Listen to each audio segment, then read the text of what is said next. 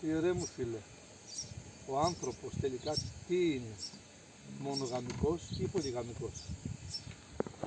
Και κατά Θεό τι είναι? Τι είναι ο άνθρωπος, μονογαμικός, πολυγαμικός και κατά Θεό τι είναι? Ας ξεκινήσουμε πρωτίστως από τον άνθρωπο. Σήμερα τι βλέπουμε? Ο άνθρωπος είναι και μονογαμικός και πολυγαμικός και άγαμος, μη συμμετέχοντος του άλλου φύλου. Από διάφορα αίτια. Άλλος γιατί δεν θέλει, άλλος γιατί είναι ανίκανος, δεν μπορεί, ή άλλος γιατί έχει μια ανώτερη κλίση, έχει βάλει ένα ανώτερο σκοπό και λέει δεν θέλω, θεληματικά δηλαδή, δεν συμμετέχει ή του αρσενικού ή του θηλυκού. Παράδειγμα για την αγάπη για το Θεό, κάθε θρησκεία έχει τους άγαμους ή τους μοναχούς της ή τους ιερείς της, οι οποίοι δεν μετέχουν αρσενικού ή θηλυκού αναλόγως τι είναι. Επομένως έχουμε και μονογαμικό και πολυγαμικό στους ανθρώπους και άγαμον ή αμέτωχον, θα το πω εγώ. Βέβαια, ο θεληματικός ευνοχισμός είναι μια ανώτερη κατάσταση που εξαρτάται από για ποιο σκοπό το κάνεις. Δηλαδή αν είσαι μισογίνης και μισείς τη γυναίκα, δεν θα πάρεις και μισθό τώρα ιερού όντως. Αν είσαι κοπέλα και είσαι ξελάγκουρο ή πώς να το πω, πάγος και μισείς το αρσενικό, δεν σημαίνει ότι θα πάρεις και μισθό παρθενίας. Έλεος, έχουμε φτάσει σε άλλα πράγματα. Ο άνθρωπος είναι λοιπόν και τα τρία. Για μένα. Όχι, θέλοντας και εμείς. Έτσι δεν είναι έξω οι κοινωνίες. Έτσι δεν είναι η ανθρώπινη ιστορία. Με μονογαμικούς, πολυγαμικούς και άγαμους. Είτε το θέλουμε, είτε δεν το θέλουμε. Θα μιλήσουμε γιατί είναι από το Θεό. Στους πολυγαμικούς υπάρχουν μίση, εμπάθειες, εχθρότητες, ζήλιες. Στους μονογαμικούς υπάρχουν μίση, εμπάθειες, εχθρότητες, φθόνοι μεταξύ των συντρόφων. Στους άγαμους ή αμέτωχους, όπως είπαμε, υπάρχουν, μπορεί να είναι άγαμος και είπαμε αμέτωχος και να είναι μισογίνης, να συχαίνεται τον άλλον άνθρωπο.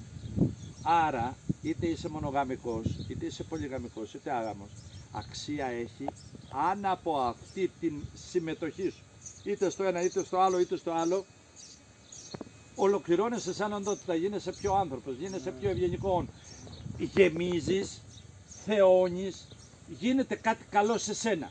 Γιατί αν εσύ είσαι πολυγαμικός και απλά σπέρνεις πόνο και σπέρνεις ταλαιπωρία και δεν ξέρω τι άλλο κάνεις εκεί πέρα, χρησιμοποιείς τον άλλον άνθρωπο για ποδήλατο ή για τα εγώ σου, μη μου πεις ότι αυτό είναι καλό. Δεν είναι καλό για σένα τον ίδιο καταρχήν ή την ίδια.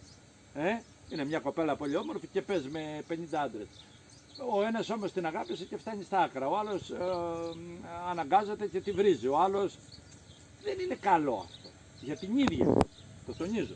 Είναι ένας άντρας που μετράει, έχει τη δουλειά του, έχει τη δόξα του, τον θέλουν όλες και τι γίνεται εκεί πέρα? Σπέρνει πόνο. Σπέρνει πόνο. Είναι μονογαμικός, αλλά ζηλεύει, εχθρεύεται, φτάνει τον άλλον να θέλει να πεθάνει.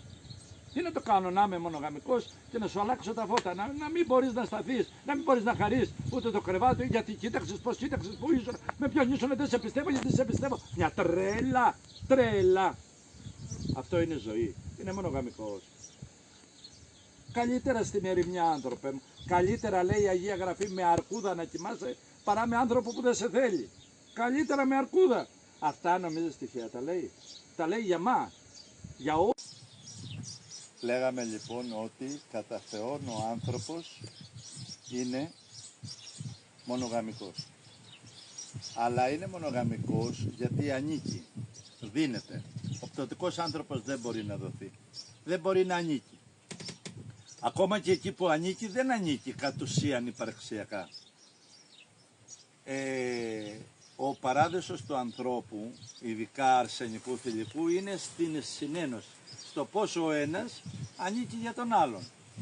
Δεν είναι κάποια ηθική κατάσταση, δεν είναι κάποια διανοητική κατάσταση, δεν είναι κάτι που πρέπει να γίνει να μην γίνει. είναι θεϊκή διάσταση, είναι απόλυτη, θέληση, ελευθερία είναι απόλυτο. Ναι, δεν μπορεί το ναι να έχει και κάτι λίγο όχι. Τώρα, ένεκα αδυναμίας εμείς οι άνθρωποι ξεκινάμε ας πούμε ωραία, με μια αγάπη, με έναν έρωτα στη συνύπαρξη και από μονογαμική βρισκόμαστε πολυγαμική θέλοντας και εμείς, από πολυγαμική βρισκόμαστε κάπου αλλού ή τα παρατάμε ή δεν ξέρω τι. Πάντως δεν γεμίσουμε με ζωή. Στον θεϊκό άνθρωπο όμως, επειδή θέλω να λέω κάτι αυθεντικό, ο Θεός έχει πλάσει τον άνθρωπο μονογαμικό.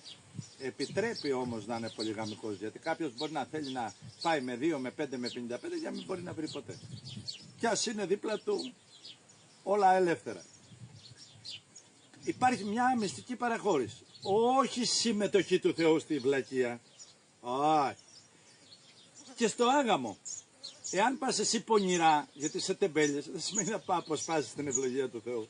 Υπάρχει ελευθερία, μπορείς να είσαι κι άγαμος, λέει ο Χριστός. Ο δυνάμενος χωρίτο. Υπάρχουν άνθρωποι, λέει, που τους ευνοχίζουν μωρά, τους δένανε τα γενετικά όργανα και μένανε ανίκανοι να έρθουν σε επαφή για τους δικούς τους σκοπούς. Υπηρετούσαν βασιλίσσες, υπηρετούσαν αρχόντισσες, δεν ξέρω για... τέλος πάντων, για δικούς τους σκοπούς. Υπάρχουν ευνούχοι οι οποίοι μόνοι τους, προκειμένου να μπλέξουν στην ταλαιπωρία της οικογένειας, της ασυνεννοησίας, θέλω αυτό, θέλω εκεί, και να δαπανίσει τη ζωή του για χάρη του άντρα ή της γυναίκας, σου λέει δεν θέλω καθόλου. Με νιάγα μου. Δεν θα πάρει και μισθό αγιότητος τώρα αυτός ο άνθρωπος. Υπάρχουν άλλοι που αισθάνονται τον εαυτό τους για κάποιο λόγο σε εισαγωγικά μη ικανό να έρθει σε επαφή. Από κόμπλεξ, από πρόβλημα σώματος. Σεβαστό. Είναι θεληματικό, έτσι, ή αναγκαίο. Και αυτό ο Θεός το επιτρέπει. Και τι λέει, όποιος θέλει για αυτό που θέλει, αρκεί αυτό που επέλεξε να τον γεμίσει. Εάν τύχει όμως στην διαδρομή του πολυγαμικού και τολμήσεις να περπατήσεις μέσα εκεί και δεν εξελιχθείς, καλύτερα να μην είχες γεννηθεί. Δηλαδή, ναι μεν σου αφήνει ένα χώρο, αλλά για κάτσε ρε φίλε.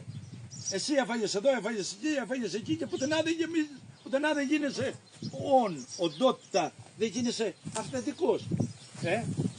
Καταλαβαίνεις τώρα, είναι σοβαρό πρόβλημα. Κατά Θεό είναι μονογαμικός άνθρωπος. Και μονογαμικός είναι που ανήκω, που δίνομαι. Άλλο αν μπορώ ή δεν μπορώ. Άλλο αν εγώ δίνομαι σε σένα, αλλά εσύ μου βγάζεις το λάδι. Δεν είμαι υποχρεωμένος να συνεχίσω, αλλά εκεί ξεκινάει όλο το πρόβλημα. Εκεί ξεκινάει όλη η αρρώστια. Και γιατί ξεκινάει, γιατί δεν έχουμε πνευματική ολοκλήρωση, δεν έχουμε καλλιέργεια, δεν ξέρουμε τι θέλουμε, γιατί το θέλουμε, πώς το θέλουμε, αν το θέλουμε. Δεν έχεις δει να κάνεις σε κάποιον καλό και να σου πει δεν το θέλω. Αυτό είναι έντιμο για το Θεό. Εμένα έχει τύχει άνθρωπος να θέλει να με βοηθήσει. Και είπα όχι, δεν θέλω. Και ήταν από το Θεό, αλλά είπα όχι, δεν θέλω. Και δεν μου θύμισε ούτε ο Θεός, ούτε η συνείδησή μου, ούτε ο ίδιος. Το χάρηκε κιόλας. Αργότερα. Μονογαμικός. Αυτό είναι ο άνθρωπος. Αλλά με ενέργεια ζωής. Αλλά με θεϊκή διάσταση. Όχι μονογαμικός που θα σου τηγανίσω το ψάρι και θα σε διαλύσω. Δεν θα ξέρεις πού θα βρεθείς και πού θα σταθείς. Όχι μονογαμικός με μία ζήλια που κατά τη φαντασία μου σε στραγγαλίζω. Αυτό είναι σοβαρά να τα προσέχετε, γιατί ματώνετε εκεί έξω και πίνετε ψυχοφάρμακα, πολλά λεφτά. Τα ψυχοφάρμακα, παιδιά, πολλά λεφτά. Λοιπόν, αυτά κατάλαβες, Κατερίνα μου.